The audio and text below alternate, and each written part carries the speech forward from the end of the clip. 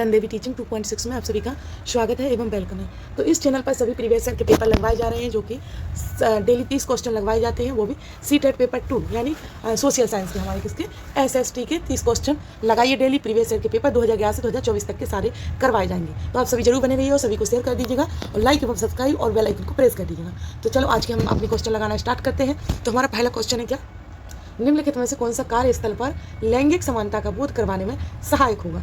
तो इनमें से जो कार्यस्थल पर लैंगिक समानता देखना है, हमें लैंगिक समानता का बोध करवाने में सहायक होगा वो कौन सा है। तो देखते हैं, शिशु देखभाल में केंद्र की स्थापना करना, या समान वेतन, या महिला कर्मचारियों के लिए कार्य के कम घंटे। तो राइट आंसर हो जाएगा हमारा क्या, शिशु देखभाल केंद्र की स्थापना करना। ये तो गलत है, ये समान वेतन, ये तो राइट है कि लैंगिक समानता देखना में, तो ये हमारा समान वेतन सही हो जाएगा और पहला गलत हो जाएगा। तो चलो हम आंसर मिलाते हैं। तो आंसर है सही विकल्प का चयन करना था, तो हमारा फोर्थ राइट आंसर हो जाएगा कि ये गलत है लेकिन बी सही है। ये क्या है, गलत है लेकिन बी सही है, यानी फोर्थ हमारा राइट आंसर हो जाएगा। इनमें यही अंतर बतलाया जा रहा है। फिर है हमारे कथन, तो चलो हम इनको लगाते हैं। और ये सभी क्वेश्चन आपके लिए बहुत ही हेल्पफुल क्लासेस हैं और हेल्पफुल क्वेश्चन है क्लासों के साथ। क्यों है, क्योंकि ये सारे क्वेश्चन प्रीवियस ईयर पेपर के हैं, जो कि बार बार दोहराए जाते हैं और इनको लगाने से ना हमारे क्वेश्चन में एक ये बढ़ोतरी होती है कि हम बहुत नंबर गेन कर पाते हैं। क्योंकि हम डेली लगाएंगे तो हम जो भी क्वेश्चन आएंगे वो भूलेंगे नहीं, उनको याद कर पाएंगे। और प्रीवियस ईयर क्वेश्चन लगाना बहुत अच्छा होता है हमारे लिए, क्योंकि वही क्वेश्चन रिपीट होते हैं, रहते वैसे ही हैं, लेकिन उनके क्वेश्चन थोड़े बदल सकते हैं, लेकिन हमें एक आइडिया मिल जाता है किस टाइप के हैं और ऐसे लगाना है। इसलिए बहुत जरूरी हो जाता है लगाना, डेली लगाइए। तो चलो हमारा दूसरा क्वेश्चन है, ए और आर को पढ़ना है और विकल्प का चयन करना है। तो पहला अभिकथन है, दूसरा विवेचना है। तो बहुत से कार्यस्थलों में पुरुषों की तुलना में महिलाओं को कम भुगतान किया जाता है। राइट, आप सभी को पता होगा। तो महिलाओं की तुलना में पुरुष शारीरिक रूप से ज़्यादा तगड़े होते हैं। ये कुछ समझ नहीं आया, तो है तो राइट दोनों ही, लेकिन आर एक ही व्याख्या करता हुआ नजर नहीं आ रहा। कहाँ व्याख्या कर रहा है, वो महिलाओं की तुलना में पुरुष को बता रहा है, ना कि महिलाओं की कुछ व्याख्या कर रहा है। तो इसका मतलब ये आर दोनों राइट है, परंतु आर एक ही व्याख्या नहीं कर रहा। तुम्हारा दूसरा राइट हो जाएगा कि ये आर सही है, परंतु आर सही व्याख्या नहीं करता है किसकी, एक ही। तो चलो आगे बढ़ते हैं, आगे देखते हैं हमारा दूसरा राइट आंसर। फिर है सरकार के तीनों अंग भिन्न भिन्न अधिकारों का पालन करते हैं, यह क्या कहलाता है। सरकार के तीनों अंग भिन्न भिन्न अधिकारों का पालन करते हैं और यह क्या कहलाता है। तो शक्तियों का विभाजन, या अभिकेंद्रीवाद, या शक्तियों का बंटवारा, या राज्य संघ। तो इन तीनों को कहा जाता है क्या, हमारा शक्तियों का बंटवारा, क्योंकि अंग भिन्न भिन्न अधिकारों का पालन करते हैं, इसलिए उनको बंटवारा ही कहा जाएगा शक्तियों का। तो हमारा तीसरा राइट आंसर है। फिर है निम्नलिखित में से कौन सा विकल्प वर्ष 2002 में मौलिक कर्तव्यों का हिस्सा बना। हमारी मिश्रित संस्कृति की समृद्ध धरोहर को समान मान देना और सुरक्षित रखना, या माता पिता या अभिभावक द्वारा 6 से 14 वर्ष के बच्चों के लिए कुछ शिक्षा के अवसर प्रदान करना, या भारत की संप्रभुता और एकता और अखंडता को संभालना और सुरक्षित रखना, या जन संपत्ति की सुरक्षा करना और शपथपूर्वक हिंसा की त्याग करना। तो देखो हमारा जो 2002 में कर्तव्य माना जाता है वो है हमारा 2002 का कौन सा, दूसरा, कि माता पिता या अभिभावक द्वारा 6 से 14 वर्ष के बच्चों को शिक्षा के अवसर प्रदान करवाना। तो हमारा राइट आंसर दूसरा माना जाएगा। फिर है हमारा क्या, कि किस स्थिति में भारत में न्यायपालिका के पास अधिकार है कि वह संसद द्वारा पारित कानून को रद्द कर सकती है। तो यह किस भारत में किस न्यायपालिका के पास अधिकार है, ये देखते हैं हमें। तो जब संसद द्वारा पारित कोई कानून संविधान के आधारभूत ढांचे का उल्लंघन करता है, या फिर जब राष्ट्रपति न्यायपालिका को ऐसा करने के लिए निर्देश देता है, या फिर जब संसद द्वारा पारित कानून को कुछ समूह द्वारा समर्थन नहीं मिलता, या फिर जब कानून पारित करने की प्रक्रिया समावेशी नहीं होती। तो राइट आंसर माना जाएगा हमारा इसका क्या, कि यह अधिकार किसके पास, तो यह जब संसद द्वारा पारित कोई कानून संविधान के आधारभूत ढांचे का उल्लंघन करता है। तो हमारा फर्स्ट ही राइट आंसर माना जाएगा इसका।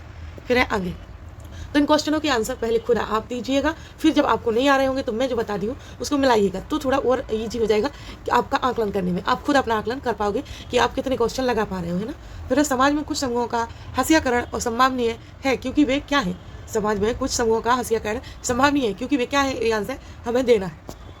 और इसके साथ साथ मैं क्या करती हूँ, आंसर बता रही हूँ आपको, मैं इसके साथ साथ पढ़ाई का ब्लॉग भी डालती हूँ कि कैसे पढ़ते हैं, क्या करते हैं, और मैं क्या पढ़ रही हूँ और क्या नहीं पढ़ रही हूँ, तो वो भी डालती हूँ। और आपके क्वेश्चन आंसर भी डालती जाती हूँ, जो भी आपको अवेलेबल करवा पाती हूँ दोनों करवा देती हूँ, क्योंकि हमें मोटिवेशन बना रहे और हम पढ़ते रहें इसलिए। तो चलो भिन्न भाषा बोलते हैं, क्या है ये, क्योंकि वे क्या है कि भिन्न भाषा बोलते हैं, मुख्य धारा से भिन्न दूसरी प्रथाओं का अनुसरण करते हैं। सी क्या है, सी है अस्वीकार सामाजिक समूह से आते हैं, या बहुसंख्यक समुदाय के मुकाबले किसी दूसरे धर्म से होते हैं। तो इसमें से क्या हो जाएगा, ए बी डी, क्या हो जाएगा, ए बी डी हो जाएगा हमारा आंसर। सी हमारा नहीं होएगा, यानी अस्वीकार सामाजिक समूह से आते हैं ऐसा नहीं है, तो ये हमारा हट जाएगा, क्योंकि क्वेश्चन जो बोल रहा उसका आंसर वैसे ही देना पड़ता है।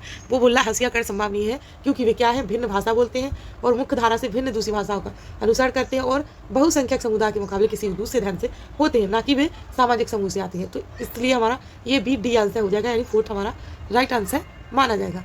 फिर है उच्च प्राथमिक स्तर पर सामाजिक विज्ञान में शामिल है। उच्च प्राथमिक स्तर पर सामाजिक विज्ञान में शामिल है इतिहास, भूगोल और अर्थशास्त्र समाजशास्त्र, या इतिहास, भूगोल, राजनीतिक विज्ञान या अर्थशास्त्र, या इतिहास, भूगोल, राजनीतिक विज्ञान या समाजशास्त्र, या इतिहास, भूगोल, राजनीति विज्ञान, मनोविज्ञान। तो हमारा राइट आंसर हो जाएगा क्या शामिल है उच्च प्राथमिक स्तर पर, तो सामाजिक विज्ञान में शामिल है इतिहास, भूगोल, राजनीति विज्ञान और अर्थशास्त्र, यानी दूसरा हमारा राइट आंसर है। फिर है आगे, तो आगे है हमारा, और दोस्तों आप सभी को बाहर की थोड़ी आवाज़ आ सकती है क्योंकि हमारी नवरात्रि चल रही है, तो आप सभी को पता होगा कि वहाँ पर कुछ ना कुछ लगा गाना बजता ही रहता है, तो थोड़ी बहुत आवाज़ आ सकती है, लेकिन आप सभी को अपना फोकस पढ़ाई पर करना है, क्वेश्चन आंसर लगाने पर करना है, तो यहाँ वहाँ मत कीजिए।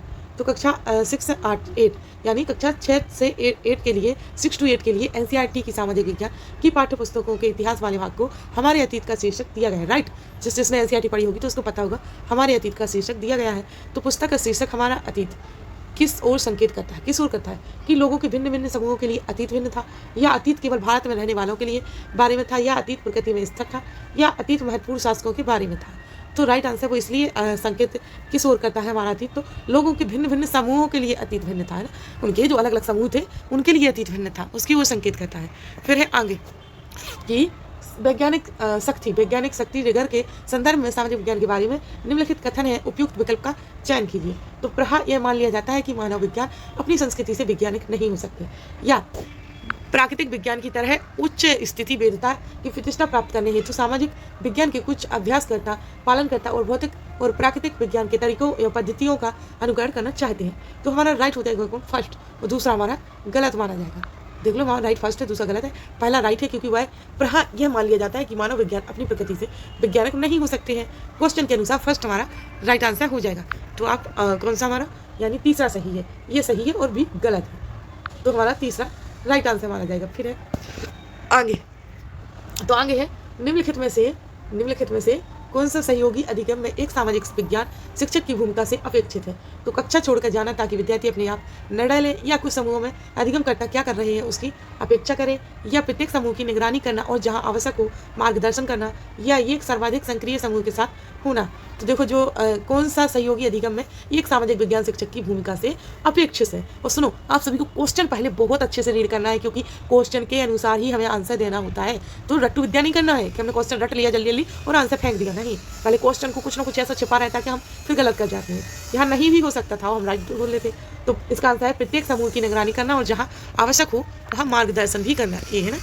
फिर है आगे, तो आगे है आगमनात्मक अधिगम निम्नलिखित में से किस विधा का विरोधाभासी है। तो संरचनात्मक प्रशिक्षण या अनुकरण, या निपुणात्मक अधिगम, या व्याख्यात्मक शिक्षण। तो यह विरोधाभासी किस विधा का, तो अनुकरण, किसका, अनुकरण का। तो राइट आंसर हमारा दूसरा ही माना जाएगा। फिर है आगे कि दिए गए कथनों ए और बी को पढ़ना है और फिर हमें सही उत्तर का चयन करना है। तो देखते हैं हम अपने विकल्प, फिर हम उत्तर का चयन करेंगे। तो आलोचनात्मक सोच धारणाओं के निर्माण तथा विचारों के अनुप्रयोग और विस्तार को बढ़ावा देती है, एवं बी है हमारा क्या, कि यह दूसरों के तर्कों और विश्वासों को समझने और मूल्यांकन करने में मदद करती है। तो देखो मुझे दोनों ही पॉजिटिव लग रहे हैं क्वेश्चन, कि आलोचनात्मक सोच धारणाओं के निर्माण तथा विचारों के अनुप्रयोग विस्तार को बढ़ावा देती है, और यह दूसरों के तर्कों और विश्वासों को समझने और मूल्यांकन करने में मदद नहीं करती है। तो हमारा राइट कौन से, दोनों ही हो जाएंगे सही। तो हमारा तीसरा राइट आंसर है, ये और भी सत्य है ना। फिर है आगे देखते हैं हम अपना, तो आगे हमारा 1999 में लोअर्स कलेक्टिव ने देशव्यापी विचार और विमर्शों के बाद घरेलू हिंसा रोकथाम व सुरक्षा विधेयक के प्रारूपण का उत्तरदायित्व लिया। सामाजिक विज्ञान की कक्षा में से किसके उदाहरण के रूप में उल्लेखित किया जा सकता है। तो जनसाधारण की कानून बनाने की प्रक्रियाओं में भूमिका, या घरेलू हिंसा की प्रकृति, या किस विधेयक के प्रारूपण के लिए वकीलों की भूमिका क्षमता, या कानून बनाने में संगठनों की राजनीतिक प्रभाव। तो हमारा राइट आंसर माना जाएगा। तो यह है हमारा क्या, जनसाधारण की कानून बनाने की प्रक्रियाओं में भूमिका, क्या सामाजिक विज्ञान की कक्षा में से जनसाधारण की कानून बनाने की प्रक्रियाओं में भूमिका के उदाहरण के रूप में उल्लेखित किया जाएगा। तो फर्स्ट हमारा राइट आंसर हो जाएगा। फिर है यदि एक सामाजिक विज्ञान की शिक्षिका अपने विद्यार्थियों में सीखने व समझने की क्षमता विकसित करना चाहती है तो उससे निम्न में से किन पर जोर देना चाहिए। तो सावधानीपूर्वक जो भी सामाजिक विज्ञान की शिक्षिका है, तो वह अपने विद्यार्थियों को सीखने व समझने में क्षमता विकसित करना चाहती है। तो वह किस क्षेत्र पर जोर देगी, ये देखना है। तो देखते हैं किस क्षेत्र पर जोर देगी वो देगी हमारा सावधानीपूर्वक प्रेक्षण या विषय वस्तु को तेजी से पढ़ना, या जिसका प्रेक्षण किया है उस पर विचार करना, या जो पढ़ाया गया है उस पर प्रश्न करना। तो वो देगी ACD इन तीनों पर, यानी सावधानीपूर्वक प्रेक्षण करेगी और जिसका प्रेक्षण किया गया है उस पर विचार करेगी, जो पढ़ाया गया है उस पर प्रश्न करेगी, ना कि वो विषय वस्तु को तेजी से पढ़ाएगी। तो हमारा 4th राइट आंसर हो जाएगा ACD, है ना। फिर आगे तो आगे है सामाजिक विज्ञान में जो तर्क संगत चिंतन को प्रोत्साहित करता है।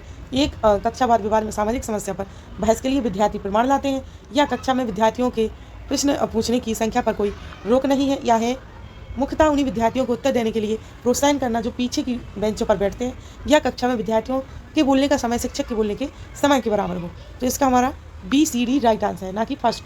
तो हमारे 3 राइट आंसर हो जाएंगे, ये है ना, जो कि तीनों आप सभी ने पढ़े हुए हैं। और ये सभी क्वेश्चन के आधार पर तर्क संगत, जो सामाजिक विज्ञान का ही हम पेपर कर रहे हैं, तो वही बार बार दोहराएंगे ये क्वेश्चन वाले, तो जो तर्क संगत चिंतन को प्रोत्साहन करता है, इसलिए हमारा दूसरा राइट आंसर हो जाएगा VCD। इसलिए जल्दी जल्दी करवाना है, बार बार नहीं हम उसी को दोहराएंगे, क्योंकि अगर हम एक क्वेश्चन को 10 मिनट देंगे तो हमारा सारे क्वेश्चन को ऐसे नहीं हम दे पाएंगे, क्योंकि हमें जल्दी क्वेश्चन लगाने होते हैं, हमें टाइम इतना नहीं मिलता है पेपर में कि हम बैठे रहें, है ना। तो निम्नलिखित में से कौन से प्रश्न सामाजिक विज्ञान की कक्षा में आलोचनात्मक चिंतन कौशलों को प्रोत्साहित करते हैं। तो देखते हैं कौन से सामाजिक विज्ञान की कक्षा में कौन से प्रश्न आलोचनात्मक चिंतन और कौशलों को प्रोत्साहित करते हैं। देखते हैं कौन कौन करते हैं। तो यही है कौन कौन से। तो हाल ही में भारतीय संविधान से अनुच्छेद 370 हटा दिया गया है, इस एक्ट के पक्ष में विपक्ष क्या है। फिर है मकर रेखा से कर्क रेखा की ओर सूर्य की गति की व्याख्या कीजिए। या क्या आप सोचते हैं कि भारत में धर्म के संबंध में स्वतंत्रता का अधिकार सही प्रकार से नियोजित हो पाता है। क्या यह भारत को एक धर्मनिरपेक्ष देश बनाता है, या कितने देशों के साथ भारत अपनी सीमा को साझा करता है, उनके नाम लिखिए। तो कौन सा क्वेश्चन यहाँ फिट होता है, देखते हैं हम आंसर क्या है। तो हमारा आंसर माना जाएगा, क्योंकि हमें आलोचनात्मक चिंतन और कौशलों को प्रोत्साहित करके बताना है। तो हमारा AC राइट आंसर हो जाएगा कि 370 हटा दिया अनुच्छेद, एवं यह धर्म के संबंध में स्वतंत्रता का अधिकार सही प्रकार से नियोजित हो पाता है, और यह भारत को एक धर्मनिरपेक्ष देश भी बनाता है। तो हमारा AC राइट आंसर हो जाएगा, तो B हमारा सही है। फिर आगे देखते हैं हमारा। तो हमारा इसमें है मानचित्रों में प्रयुक्त मापन प्रणाली के 2 सेट दिए गए हैं, इनमें प्रत्येक सेट में विषय का पता लगाना है। तो विषय का first feet, centimetre, metre, kilometre, mile. तो इसका विषय माना जाएगा क्या, फीट में आ जाएगा सेंटीमीटर, मीटर, किलोमीटर। इसमें माना जाएगा क्या, मील, 220 गज, इंच। तो इसमें सेंटीमीटर के ये सभी माने जाएंगे। तो ए और फोर्थ हो जाएगा, पहले सेट का ये और दूसरे का फोर्थ। तो हमारा दूसरा राइट आंसर हो जाएगा ये और फोर्थ, है ना। फिर आगे बढ़ते हैं। सॉरी दोस्तों, बार बार एक क्लिक हो जाता है वीडियो बंद करने का। तो हमारा क्वेश्चन है क्या, मानचित्र पर एक स्थान को ढूंढना। यहाँ पर हमारे 30 क्वेश्चन करवाए जा रहे थे, जो कि बस 10 ही क्वेश्चन बचे हैं यहाँ से। तो अच्छे से पूरे फॉलो कीजिए और जल्दी जल्दी करवा देती है, जिससे आपका टाइम नहीं जाएगा और जल्दी हो जाएगा। तो मानचित्र पर एक स्थान को ढूंढना संबंधित जुड़ा है कि कौशल के साथ, कौन से कौशल के साथ जुड़ा है। तो याद रखने, अनुप्रयोग, या बोध समझने, या मूल्यांकन। तो यह जुड़ा होगा हमारा ABC के साथ, ना कि मूल्यांकन के। याद रखने, अनुप्रयोग और बोध समझने में। तो राइट आंसर हमारा तीसरा माना जाएगा ABC। फिर है हमारा आगे सामाजिक विज्ञान के संदर्भ में दिए गए AR का पढ़ना है, फिर उसका आंसर देना है। तो भारत में सामाजिक विज्ञान पाठ्यक्रम का संगठन मुख्यतः विषय थीम आधारित है, या कई सामाजिक विज्ञानों को एक विषय के अंदर लाने पर विद्यालय के छात्रों को पढ़ाने में कठिनाई होती है। तो इनमें देखो क्या है, हमारा A और R दोनों सही है, परंतु एक ही R सही व्याख्या भी करता हुआ नजर आ रहा है, इसलिए दोनों सही है। तो हमारा फर्स्ट राइट आंसर हो जाएगा कि AR सही है, R एक ही R व्याख्या भी कर रहा है ना। फिर हमारा आगे तो आगे सामाजिक विज्ञान के बारे में फिर से हमें कथन देखना है। तो दूसरे विषयों की तुलना में स्कूली पाठ्यचर्या में सामाजिक विज्ञान को कम महत्व दिया जाता है, यानी कम महत्व मिलता है। तो भारत में सामाजिक विज्ञान के शिक्षण के लिए योग्य शिक्षक नहीं है। तो हमारा इनमें से A और R दोनों क्या है, दोनों A सही है परंतु R गलत है, क्योंकि A सही है, सामाजिक विज्ञान को कम महत्व मिलता है, समझ सकते हैं, लेकिन भारत में सामाजिक विज्ञान के शिक्षण के लिए योग्य शिक्षक नहीं है। ये तो गलत हुआ ना, कि कैसे नहीं हो सकता योग्य शिक्षक है स्कूलों में। तो हमारा B गलत है। तो राइट आंसर माना जाएगा A सही है परंतु B गलत है, यानी R गलत है ना। फिर आगे तो आगे हमारा क्या, अतीत में मुद्रा के विभिन्न स्वरूपों को पढ़ाने हेतु निम्नलिखित में से किन्हें प्राथमिक स्रोतों की तरह प्रयोग में लाया जा सकता है। सिक्के, मुद्रा, नोट्स, ATM, डेबिट कार्ड या क्रेडिट कार्ड। तो किसे लाया जा सकता है, सिक्कों को, मुद्रा, नोट्स को, इन दोनों को ही लाया जा सकता है। तो राइट आंसर हो जाएगा हमारा A और B, इन दोनों को लाया जा सकता है पढ़ाई के लिए अतीत में ना। फिर है करके सीखना सिद्धांत सबसे उपयुक्त है। करके सीखना सिद्धांत सबसे उपयोग है चर्चा विधि के लिए, प्रदर्शन विधि के लिए, या परियोजना विधि के लिए, या रचनावादी उपागम के लिए। तो राइट आंसर हो जाएगा परियोजना विधि के लिए करके सीखना राइट आंसर हो जाएगा। यही माना जाता सबसे बेस्ट तरीका करके सीखना। भूगोल की कक्षा में ग्लोब के साथ प्रश्न करना पूछना क्या किसका भाग होगा? रचनात्मक आकलन का, योगात्मक आकलन का, निदानिक आकलन का, अधिगम का आकलन? केवल हमारा राइट आंसर हो जाएगा ये और सी, यानी रचनात्मक आकलन और निदानिक आकलन, ये दोनों राइट रहेंगे हमारे भूगोल की कक्षा में ग्लोब के साथ प्रश्न पूछने के लिए ना। फिर है आगे, एक सामाजिक विज्ञान के शिक्षक द्वारा अभ्यास पुस्तिका जांचने की गतिविधि हिस्सा भाग बनती है रचनात्मक आकलन का, अधिगम के आकलन का, या योगात्मक आकलन का, या औपचारिक आकलन का? तो राइट आंसर हो जाएगा हमारा क्या, जो कि इसका राइट आंसर हो जाएगा हमारा तीसरा, योगात्मक आकलन का है भाग बनती है। फिर है आगे, तो आगे है निर्देशात्मक प्रक्रिया के दौरान कौन सा आकलन किया जाता है? तो योगात्मक आकलन, निदात्मक आकलन, डायग्नोस्टिक आकलन और प्लेसमेंट आकलन, शैक्षणिक आकलन? तो राइट आंसर हो जाएगा हमारा कौन सा, तो निर्देशात्मक प्रक्रिया के दौरान कौन सा आकलन किया जाता है? तो वो किया जाता है नैदानिक आकलन। कौन सा? नैदानिक आकलन। फिर है आगे, तो अब हमारे 2 ही क्वेश्चन बचे हैं, यानी 89 और 90 है ना। तो यहाँ पर है प्रश्न संज्ञानात्मक प्रक्रिया के स्मरण पहलू का आकलन करते हैं। तो विश्व व्यापार संगठन की क्या भूमिका है? विभिन्न देशों के बीच न्यायसंगत व्यापार को प्रोत्साहन करने के लिए क्या किया जा सकता है? या हरित क्रांति ने भारत को अनाज के मामले में अंतर्निर्भर बना दिया है? या बंदोबस्त क्या है? तो राइट आंसर हमारा कौन सा, हम इसमें कौन से क्वेश्चन का आकलन कर सकते हैं? तो विश्व व्यापार संगठन की क्या भूमिका है या बंदोबस्त क्या है? ये दोनों क्वेश्चन नहीं, यानी फर्स्ट नहीं आ रहा, 4 है और दूसरा है कि देशों के बीच न्याय संगत व्यापार को प्रोत्साहन करने के लिए क्या किया जा सकता है, यानी बी और डी दोनों राइट आंसर माना जाए। सॉरी, बी तो नहीं आएगा, मैंने पहले ही सही बताया था, पहला ही क्वेश्चन इसमें फिट हो रहा है कि विश्व व्यापार संगठन की क्या भूमिका है और बंदोबस्त क्या है। ये 2 क्वेश्चन लग रहे हैं बहुत अच्छे, तो यही फिट होंगे, यानी 4th राइट आंसर माना जाएगा ये और डी। तो हमारा लास्ट एवं अंतिम क्वेश्चन है ये, तो इसको अच्छे से देखेंगे हम, या फिर आप सभी आंसर दे देना इसका, या मैं ही दे देती हूँ, क्योंकि फर्स्ट क्लास का आंसर आप सभी को देना था, अब इसका मैं दे दूँगी। कौन से प्रश्न सामाजिक विज्ञान में मूल्यांकन के कौशल को आंकते हैं? तो महात्मा गांधी राष्ट्रीय ग्रामीण रोजगार गारंटी अधिनियम के क्रियान्वयन का वर्णन कीजिए। क्या आप समझते हैं कि महात्मा गांधी राष्ट्रीय ग्रामीण योजना रोजगार गारंटी अधिनियम के माध्यम से जीवन का अधिकार सुनिश्चित है? या पोषण अभियान क्या है? इस योजना के मुख्य लाभार्थी कौन है? या हो जाएगा क्या हमारा कि क्या आप इस कथन से सहमत हैं कि सिपाही बगावत कुछ नहीं अपितु भारत का पहला विश्व स्वतंत्रता संग्राम है? तो राइट आंसर हो जाएगा हमारा बी और डी, ये दोनों हमारे फिट हो रहे हैं क्वेश्चन के अनुसार, आंसर राइट है, यानी हमारा 4th राइट आंसर हो जाएगा 90 का। तो इस प्रकार से हमारी आज क्लास यहीं खत्म होती है, क्योंकि हमारे 30 क्वेश्चन पूरे हो चुके हैं। तो आप सभी इस चैनल को लाइक सब्सक्राइब जरूर कीजिएगा, सभी को शेयर और बेल आइकन को प्रेस कर दीजिएगा। तो चलो आज क्लास यहीं समाप्त करते हैं। Thanks to for watching video.